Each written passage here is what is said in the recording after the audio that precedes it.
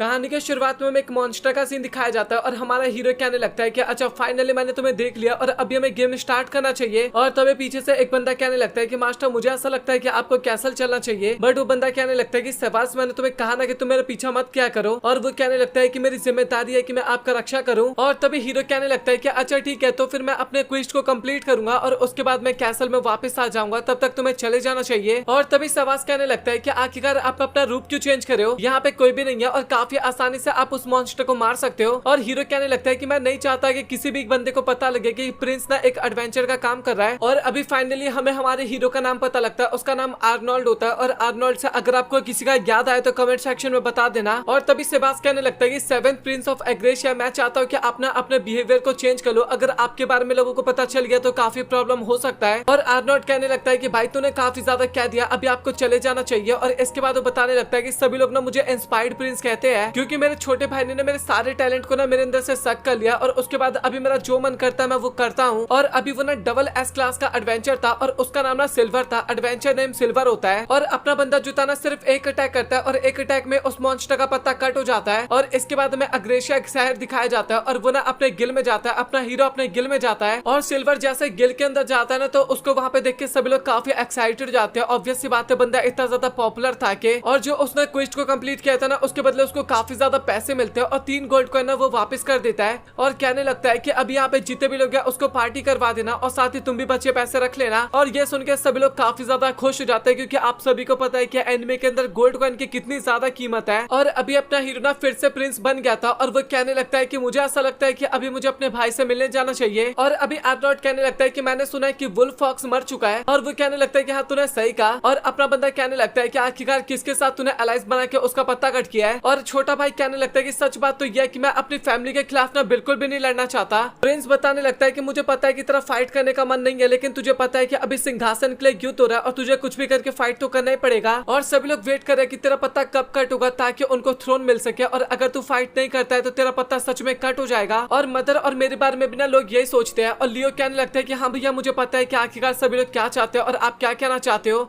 और वो ना माफी भी मांगने लगता है। और आर्नोल्ड कहने लगता है कि तुझे माफी मांगने की जरूरत नहीं है, तेरे को क्या करना है तुझे सबसे पहले उसके बारे में समझना चाहिए। और लियो कहने लगता है कि अच्छा ठीक है, तो फिर मैं थ्रोन के लिए फाइट करूंगा। और बंदा कहने लगता है कि मैं तेरी हद से ज्यादा मदद करने की कोशिश करूंगा। और वो ना एक प्रॉपर टीम बनाना चाहता था जिस कारण कोई भी ना उनको धमका ना सके या फिर डरा ना सके। और लियो कहने लगता है कि भैया आप क्या करने वाले हो। और वो कहने लगता है कि तुझे फिक्र करने की जरूरत नहीं है, मैं कुछ करूंगा और तूने मेरे से ज्यादा सवाल जवाब मत करियो। और तभी छोटे भैया कहने लगते हैं कि भैया आपको पता है कि आपके अंदर ना किंग बनने वाला ना सारा टैलेंट है, आपको ये काम करना चाहिए। बट आर्नोल्ड कहने लगता है कि सच बताऊं तो ये सारी चीजें ना मेरे बस की नहीं है और मुझे लाइफ में कुछ और करना है, इस कारण मैं किंग तो बिल्कुल भी नहीं बन सकता। और उसके लिए सबसे इंपॉर्टेंट काम था एक सुंदर लड़की के साथ शादी करके उसके साथ काफी ज्यादा टाइम स्पेंड करना। और अगर वो किंग बन जाता तो ये सब काम वो बिल्कुल भी नहीं कर सकता। और अभी आर्नोल्ड एक जगह पे बैठा हुआ था और शहबाज कहने लगता है कि आप अपने भाई को तो बता ही सकते हो ना कि आप डबल एस क्लास का एडवेंचर हो। और आर्नोल्ड कहने लगता है कि मैं इसके बारे में किसी को नहीं बता सकता। और वो अपने ग्रैंडपा के बारे में बताने लगता है कि वो एंशिएंट मैजिक का इस्तेमाल करता था जिस कारण वो काफी ज्यादा पागल हो गए। और अभी उसी एंशिएंट मैजिक का इस्तेमाल मैं भी करता हूँ। और अगर इसके बारे में लोगों को पता चल गया तो ये लियो के लिए ना काफी ज्यादा प्रॉब्लम वाली बात बन सकती है। और लियो के राजा बनने पे भी ना काफी ज्यादा प्रॉब्लम हो सकता है। और तुम्हें पता है कि और भी क्या क्या चीजें हो सकता है। और अगर हमने गलती से भी लोगों का भरोसा खो दिया है तो वो कभी भी राजा नहीं बन सकता, यहाँ तक कि वो हमें कभी इज्जत भी नहीं देंगे। और शहबाज कहने लगता है कि आपको पता है ना कि सिल्वर की कितनी ज्यादा रिस्पेक्ट है इस वर्ल्ड के अंदर। आप खुद ही सोचो कि अगर सिल्वर लियो के साइड हुआ तो लियो के लिए कितना ज्यादा बेनिफिशियल होगा। और अपना बंदा ना ये सब कुछ करने से ना सीधा मना कर देता है। और वो पूछे लगता है कि मुझे ये बताओ कि कितने ड्यूक है जो कि एम्परर बनने के लिए आगे बढ़ने की कोशिश कर रहे हैं। शहबाज बताने लगता है कि सभी लोग हैं सिवाय एक फैमिली को छोड़ के। और ये सुन के अपना बंदा काफी हैरान हो जाता है और पूछे लगता है कि आखिरकार वो कौन सी फैमिली है। और वो क्लीनेड हाउस होल्ड के बारे में बात करने लगता है। और ये सुन के ना अपना बंदा काफी हैरान होता है और वो कहने लगता है कि उनको भी तो इसमें पार्टिसिपेट करना चाहिए था, आखिरकार वो ऐसा क्यों नहीं कर रहे। और शहबाज बताने लगता है कि वो ना वैसे भी काफी प्रॉब्लम में उलझे हुए हैं। और इसके बाद बताने लगता है कि काफी ज्यादा रीमरू ना उनके ऊपर अटैक करने की कोशिश कर रहे हैं और ये काफी डिफरेंट टाइप के रीमरू है और वो लोग ना अभी कुल मिला के उसी चीज में फंसे हुए हैं। और तभी आर्नोल्ड कहने लगता है कि उसके पास ना एक काफी अच्छा प्लान है और वो सिल्वर बन के जाएगा और वो कहेगा कि लियो ने उसको वहाँ पे भेजा है और मैं सभी मॉन्स्टर का पत्ता काफी आसानी से कट कर दूंगा। बट आपको ना लियो को सपोर्ट करना होगा एम्परर बनने के लिए। और तभी शहबाज कहने लगता है कि आप लियो को क्या कहोगे इसके बारे में। और अपना बंदा कहने लगता है कि मैंने लियो को पहले ही बता दिया है कि वो सब कुछ करेगा उसके लिए, बट उसको ना कुछ भी पूछने की जरूरत नहीं है। अगर वो पूछने की कोशिश करेगा तो उसके बाद अपना आर्नोल्ड कुछ नहीं करेगा। और शहबाज बताने लगता है कि वैसे आइडिया तो काफी ज्यादा अच्छा है, बट अगर गलती से भी लियो को पता चल गया कि आप ही सिल्वर हो तो उसके बाद क्या होगा। और आर्नोल्ड बताने लगता है कि तुझे फिक्र करने की जरूरत नहीं है, इसके बारे में उसको कभी भी पता नहीं चलेगा। और सहवाग कहने लगता है कि अच्छा ठीक है, मुझे इसमें कोई भी प्रॉब्लम नहीं है। और इसके बाद वो मैजिक का इस्तेमाल करता है और सीधा टेलीपोर्ट होकर ना ड्यूक के पास पहुंच जाता है। और ड्यूक का बेटा जो होता है ना वो गेट पे खड़ा था और वो कहने लगता है कि आखिरकार तू है कौन। और सिल्वर बताने लगता है कि मेरा नाम सिल्वर है और मैं डबल एस रैंक का हंटर हूँ। और वो बंदा ना उसकी बातें बिल्कुल भी नहीं सुन रहा था और उसको वहाँ से जाने के लिए कहने लगता है। और वो ना अपना एडवेंचर कार्ड भी दिखाने के लिए तैयार होता है, लेकिन वो बंदा ना उसकी बात ही नहीं मान रहा था। उसको ऐसा लग रहा था कि कोई फर्जी बंदा है। और इसके बाद में ड्यूक की बेटी का सीन दिखाया जाता है और उसको देख के अपना बंदा थोड़ा पिघल जाता है। और सहवाग ने भी कहा था कि ड्यूक की बेटी ना काफी ज्यादा सुंदर है। और लिटरली सहवाग ने ना ये भी कहा था कि आपको ना उससे थोड़ा बच के रहना चाहिए, क्योंकि मुझे 100% पता है कि आप उसके चाम में ना फंस जाओगे और आप वहाँ पे जाओगे किसी और काम से और उसको देखने के बाद आप कुछ और काम करने लगोगे। और सेम कुछ वैसा ही होता है। अभी आर्नोल्ड उसके प्यार में गिर गया था एक तरह से, और बंदा ना वहाँ पे कुछ पिघलता नहीं है ज्यादा और वापिस अपने घर पे आ जाता है। और सहवाग कहने लगता है कि मास्टर आप काफी जल्दी आ गए। और आर्नोल्ड बताने लगता है कि अभी तुम भी मेरे साथ चलने वाले हो। और सहवाग ना काफी ज्यादा हैरान हो जाता है और वो पूछने लगता है कि आखिरकार कितना दिन लगेगा वहाँ पे जाने में। अपना प्रिंस पूछता है इसके बारे में और काफी ज्यादा क्रीपी स्माइल कर रहा था बंदा। और उनको ना 5 दिन लगने वाले थे वहाँ पे जाने में। और अगले सीन में अभी वो ड्यूक के पास पहुंच चुका था और अपना आर्नोल्ड कहने लगता है कि आपके पास थोड़ा सा भी ग्रेड है या फिर नहीं है। और ड्यूक ना काफी ज्यादा हैरान हो जाता है और कहने लगता है कि आखिरकार वो मेरे लिए क्या किए थे कि मैं ये सब सोचूं। और अभी ड्यूक को तो कुछ भी समझ में नहीं आता। और इसके बाद आर्नोल्ड बताने लगता है कि आपको पता है कि अभी डेविल एस रैंक हंटर आपके पास आया था कुछ टाइम पहले, तो आपके बेटे ने उसको बाहर से भगा दिया। और अभी सबसे पहले तो ड्यूक काफी ज्यादा हैरान हो गया था सिल्वर के बारे में सुन के, और उसको तो भरोसा ही नहीं होता कि सिल्वर उसकी मदद करने आखिरकार क्यों ही आएगा। और प्रिंस कहने लगता है कि आपको ना एक बार अपने बेटे से जाके बात करना चाहिए। और ड्यूक बात करके आता है और उसको सच में पता चल जाता है। और अभी वो और उसका बेटा दोनों से ना काफी ज्यादा माफी मंगवाने लगता है, मतलब कि भाई सिल्वर उनके पास आया था, काफी बड़ी बात थी ये। और अभी आर्नोल्ड कहने लगता है कि तुम्हें ना इसकी काफी बड़ी सजा मिलेगी। लियो ना तुम्हारी मदद करने के लिए उसे यहाँ पे भेजा था, बट उसको तुमने काफी इंसल्ट करके भगा दिया। और ड्यूक ना अभी काफी ज्यादा माफी मांगने लगता है उससे। और लिटरली बंदा कहने लगता है कि आपको जो भी चीजें चाहिए ना हम आपको देने के लिए तैयार है, यहाँ तक कि आप मेरा सर भी मुझसे मांग सकते हो। लिटरली भाई सर ही दे देगा तो तू बचेगा ही कहाँ से।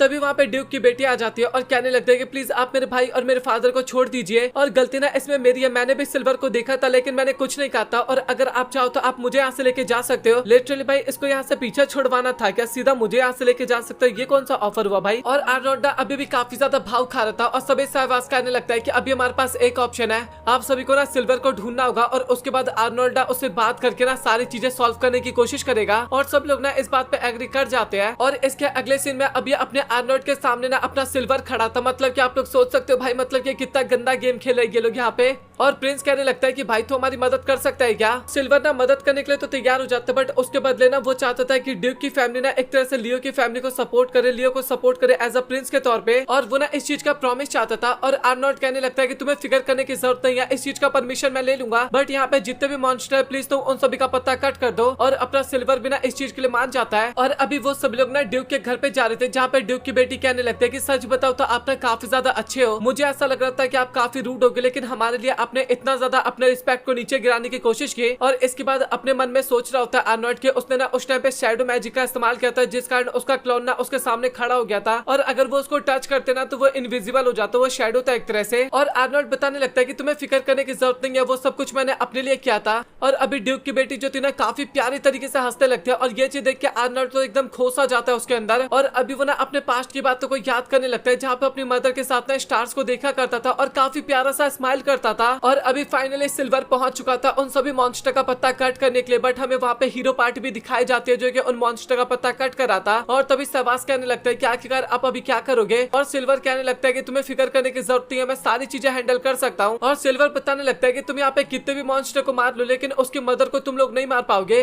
क्योंकि जब तक तुम वहाँ पे पहुंचोगे तब तक हजारों मॉन्स्टर पैदा हो चुके होंगे। और अगर तुम्हें रिमरू को मारना है तो उसके लिए तुम्हें मेरी मदद चाहिए होगी। और वो एडवेंचर बिना उसकी बात मान जाते हैं। और आर्नोल्ड अभी उसकी काफी ज्यादा तारीफ करता है और कहता है कि भाई तू ना सच में काफी कमाल का है। और वो एडवेंचर बिना ये सुन के काफी खुश हो जाता है कि भाई डबल एस रैंक का एडवेंचर उसकी तारीफ कर रहा है इस टाइम पे। और अभी सिल्वर जो होता है ना वो एक मैजिक का इस्तेमाल करता है और काफी कमाल का मैजिक था, वो चीज देख के एडवेंचर बिना काफी हैरान हो जाते हैं। और उनको पता चल जाता है कि वो ना एंशिएंट मैजिक है। और वो सोचने लगते हैं कि भाई आखिरकार ये इतने ज्यादा कमाल के मैजिक का इस्तेमाल कैसे कर सकता है, इतना पावरफुल मैजिक का इस्तेमाल। और अभी उन्हें पता चल चुका था कि आखिरकार ये डबल एस रैंक का एडवेंचर क्यों है। और अभी फाइनली आर्नोल्ड अपने घर पे पहुंच चुका था और वो ना अपना मास्क उतारता है। और प्रॉब्लम की बात तो ये था कि तभी वहाँ पे ड्यूक की बेटी आ जाती है और वो ना उसका रियल फेस देख लेती है और ये चीज देख के बंदी वहाँ पे काफी ज्यादा ही हैरान हो जाती है। और अभी आर्नोल्ड कहने लगता है क्या किया तुम यहाँ पे क्या कर रही हो, और फिन बताने लगता है कि उसने ना कुछ स्नैक्स बनाया था और वो कमरे में नहीं था तो उसने सोचा कि वहाँ पे उसको रख दिया जाए। और आर्नोल्ड कहने लगता है कि अभी तुम्हें मेरे सीक्रेट के बारे में पता चल गया तो अभी मैं तुम्हें जाने नहीं दे सकता। और फिन काफी घबराते हुए कहने लगता है कि तुम्हें फिक्र करने की जरूरत नहीं है, मैं इसके बारे में किसी को नहीं बताऊंगी। और प्रिंस कहने लगता है कि तू ये अभी काफी तेज कह रही है और अगर मैंने बैरियर नहीं लगाया होता तो शायद काफी लोगों को इसके बारे में पता चल जाता।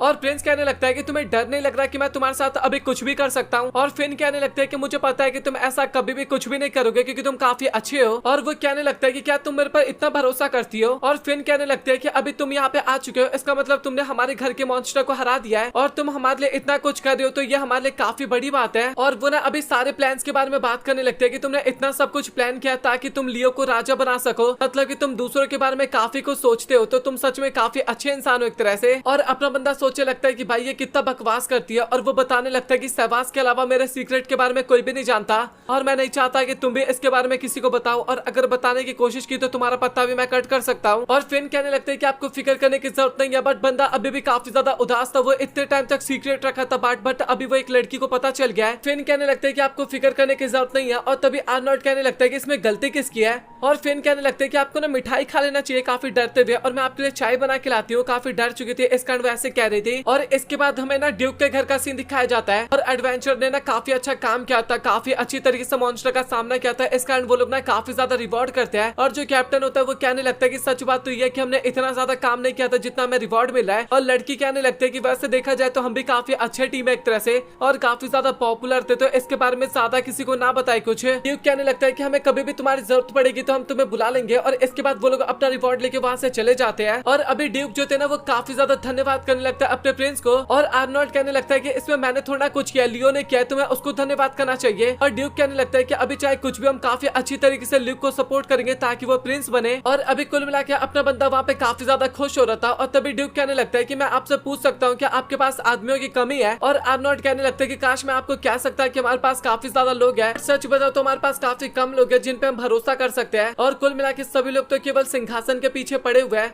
और हमें कुछ भरोसेमंद लोगों की जरूरत है एक तरह से। और तभी ड्यूक कहने लगता है कि ये सुनकर मुझे काफी अच्छा लगा और मैंने सोचा कि फिर ना अभी आपके साथ रहेगी और उसने कहा था कि आपने जितनी मदद की ना उसके बदले वो आपका कर्ज चुकाना चाहती है। और ये सुनने के बाद तो अपने लौंडे के मन में लड्डू फूटने लगते हैं। और अभी ड्यूक ना अपनी बेटी की काफी ज्यादा तारीफ करती है ताकि एक तरह से अपना बंदा ना उसको एक्सेप्ट कर ले। और आर्नोल्ड कहने लगता है कि आप सच में ऐसा करना चाहते हैं ना, और बंदा अभी काफी इमोशनल हो गया था और कहने लगता है कि मेरी बेटी की इच्छा है और आखिरकार मैं उसकी इच्छा कैसे पूरी नहीं कर सकता। और अभी फाइनली डैड और बेटा जो होता है वो अपनी बहन को अलविदा करते हैं और सभी लोग वहाँ पे काफी ज्यादा इमोशनल थे। बट सच बताओ तो फिन को तो काफी अच्छा लग रहा था। और अभी फिर ना बात करने की कोशिश करते हैं कि मैं आपके काम आने की कोशिश करूंगी, बट वो नोटिस करते हैं कि ड्यूक ना काफी उदास है और ड्यूक बताने लगता है कि थ्रोन के लिए ना काफी बार फाइट हो चुका है और ये सारी चीजें मुझे काफी परेशान करता है। और फिन कहने लगता है कि आपको फिक्र करने की जरूरत नहीं है, मुझे पता है कि आप काफी आसानी से चीजों को हैंडल कर लोगे और वैसे भी देखा जाए तो आप अभी मेरे ऊपर अच्छी तरीके से नजर भी रख सकते हो। और आर्नोल्ड कहने लगता है कि अगर तुम अपने घर पे ही रहती तो मुझे ज्यादा अच्छा लगता। और ये सुन के अपने फिन को काफी गुस्सा आता है वहाँ पे। और लियो ना अभी काफी ज्यादा खुश हो गया था अपने भाई के स्टेप को लेके और वो कहने लगता है कि भाई मैं सबसे ज्यादा तो खुश इस बात पे हूँ कि तू सिल्वर को जानता है और क्या मेरी एक सेल्फी करवा सकता है उसके साथ। ये मैंने मजे मजे में कह दिया। और इसके बाद आर्नोल्ड बताने लगता है कि देखा जाए तो अभी ड्यूक ना हमें पूरी तरीके से सपोर्ट करेगा, लेकिन सच बात तो यह कि मैं ड्यूक के बारे में अच्छी तरीके से नहीं पता जब तक हमें उसके बारे में ये पता नहीं चल जाता कि आखिरकार वो हमारी मदद क्यों कर रहा है और आखिरकार उसके पीछे का पर्पस क्या है, तब तक हम उस पर पूरी तरीके से भरोसा नहीं कर सकते। और लियोनार्ड कहने लगता है कि अच्छा ठीक है मैं उससे मिलूंगा। और प्रिंस कहने लगता है कि अभी देख अभी वो ना मुझसे मिला है और अभी मुझे नहीं लगता कि वो तेरे से मिलेगा, बट थोड़े टाइम बाद हम उससे मिल लेंगे। लियो कहने लगता है कि मुझे ऐसा लगता है कि हम ना उसके ऊपर भरोसा कर सकते हैं। और अभी लियो कहने लगता है कि भाई आपने कहा था कि वहाँ से कोई और भी आ रखे तो आखिरकार वो कौन है।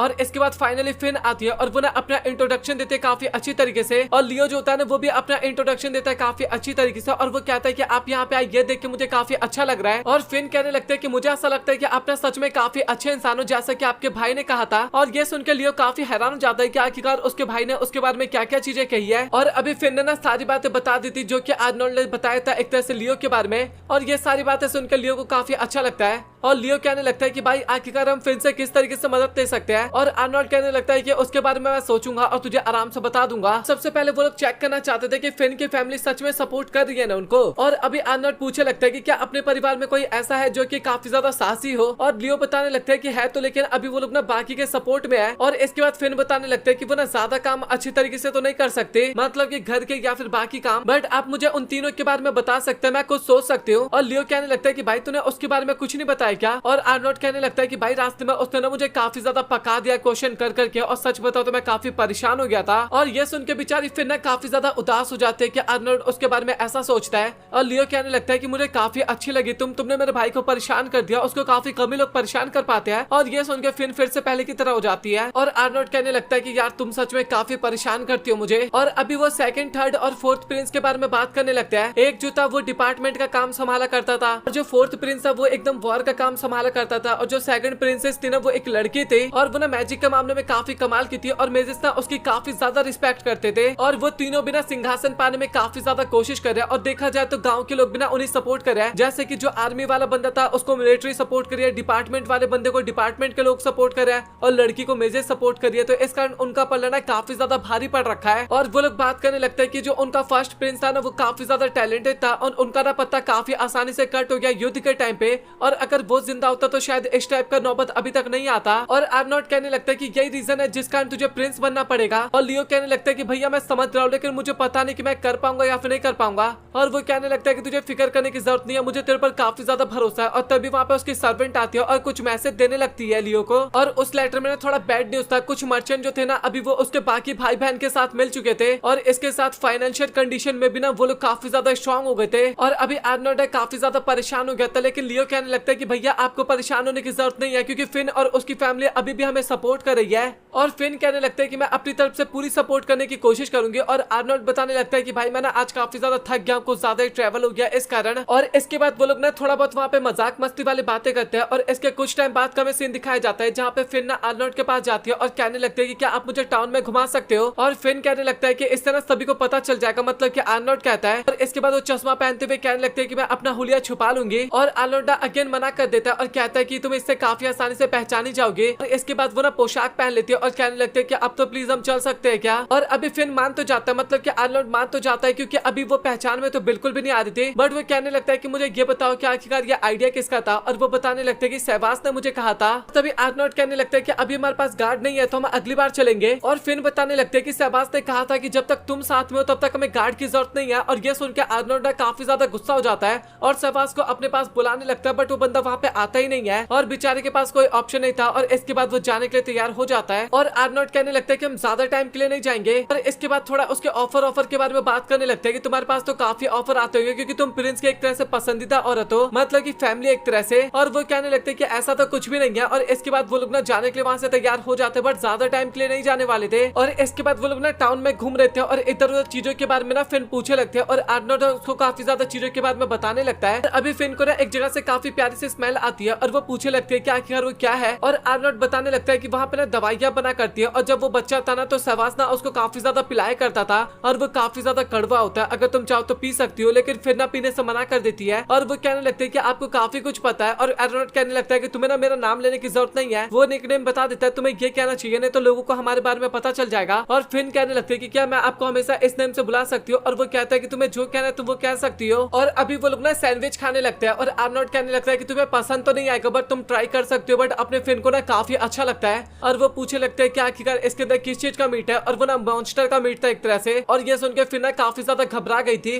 बट तभी वो नोटिस करते हैं कि आखिरकार आर्नोल्ड इतना ज्यादा उदास क्यों है। और वो ना इसके बारे में पूछ लेती है। और वो बताने लगता है कि वो ना हमेशा टाउन के बच्चों के साथ ना काफी ज्यादा खेला करता था, इस कारण वो ना चुपचाप निकल जाया करता था बाहर। बट तभी वो एक पल को याद करते हुए ना काफी ज्यादा घबरा जाता है और चुप हो जाता है। और वो कहने लगते हैं कि कोई प्रॉब्लम है क्या। और आर्नोल्ड कहने लगता है कि नहीं, थोड़ी पुरानी बातें, थोड़ी बुरी बातें वो एक तरह से। और ये सुनकर ना फिन काफी हंसने लगती है और कहते हैं कि सच बताओ तो कभी कभार मुझे तुमसे जेलसी फील होता है, क्योंकि बचपन में मेरे बिल्कुल भी दोस्त नहीं हुआ करते थे। और प्रिंस कहने लगता है कि तुम ना दुनिया में काफी सारे दोस्त बना सकते हो, बट तुम्हें ये चेक करना होगा कि आखिरकार वो अच्छा इंसान है या फिर बुरा इंसान है। और वो कहने लगता है कि वैसे मैंने कुछ ज्यादा खास शब्द तो नहीं कहा, लेकिन उसके बाद भी। और फिन कहने लगते हैं कि नहीं नहीं, काफी अच्छी बातें थी। और बच्चे जो पानी के साथ खेल लेते हैं ना, वो पानी ना फिन के ऊपर गिर जाता है और वो तो माफी मांगते हैं और फिन काफी आसानी से माफ कर देती है। बट अचानक से आर्नोल्ड ना काफी ज्यादा शर्माने लगता है और फिन जब देखती है तो भाई उसका कुछ बॉडी पार्ट ना काफी गीला हो गया था और वो विजिबल हो गया था। ये चीज देख के अपने फिन भी काफी ज्यादा शर्मा जाती है और तभी आर्नोल्ड ना उसको नए कपड़े दिलवाने के लिए एक शॉप के अंदर लेके जाता है और फिन कहने लगते हैं कि आखिरकार मुझे क्या पहनना चाहिए और आर्नोल्ड कहने लगता है कि तुम्हें जो पसंद है तुम वो पहन सकती हो। बट उसके बाद भी बंदी काफी कंफ्यूज थी और वो पूछे लगती है और तभी फिर ना एक ड्रेस की तरफ दिखाते हुए कहने लगता है कि तुम्हें पहनना चाहिए। मतलब कि आर्नोल्ड कहता है थोड़ा नाम में कंफ्यूज हो जाता हूँ कभी कभार, मैं उसके लिए माफ करना। और अभी दुकानदार बिना आर्नोल्ड की काफी ज्यादा मजे लेने लगता है कि मास्टर आर्निया आपका नाम तो काफी ज्यादा क्यूट सा लग रहा है और सच बताओ तो मैंने आज तक आपको किसी लड़की के साथ घूमता हुआ नहीं देखा, फिक्र मत करिए मैं इसके बारे में किसी को नहीं बताऊंगा। और आर्नोल्ड कहने लगता है कि तू कुछ ज्यादा फालतू नहीं कह रहा और दुकानदार कहने लगता है कि अभी मुझे ऐसा लगता है कि अभी योर हाइनेस कहने की आदत मुझे लगा लेनी चाहिए।